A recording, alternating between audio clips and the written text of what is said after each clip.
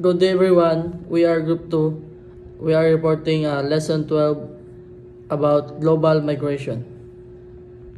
The global migration connection is a migration that movement of people from one country to another, and it greatly affects economies, cultures, and societies. Today we will briefly explain the key components points that show how migrations connect the world.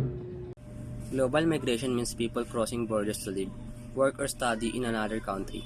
There are now over 280 million migrants worldwide. Migration helps connect nations through labor, culture, and global relationships.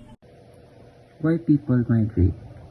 People migrate because of push factors like poverty, conflict, or disasters, and pull factors like better jobs, education, and safety.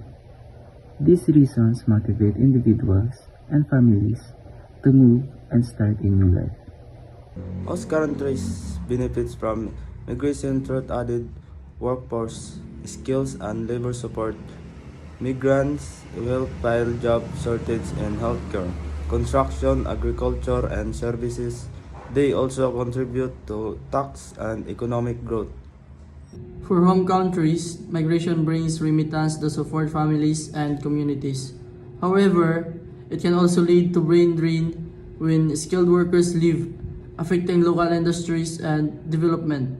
Migration creates cultural exchange, different languages, traditions, and lifestyle mix, forming multicultural societies. This enriches communities and promotes better understanding among people from different backgrounds. Migrants often face struggles such as discrimination, language barriers, and adjusting to a new environment. Some also deal with unfair work conditions. Despite these challenges, migrants continue to contribute positively. Organizations like the UN and IOM promote safe and legal migration. Countries also create immigration policies to manage the flow of migrants and protect their rights while maintaining national security and order. Today, migration is influenced by technology, climate change, and global conflicts. More people move for digital jobs, while others are displaced by disasters or wars. Migration today is faster and more interconnected.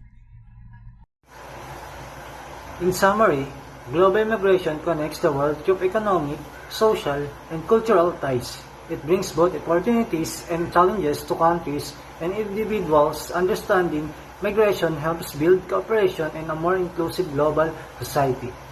Thank you for listening.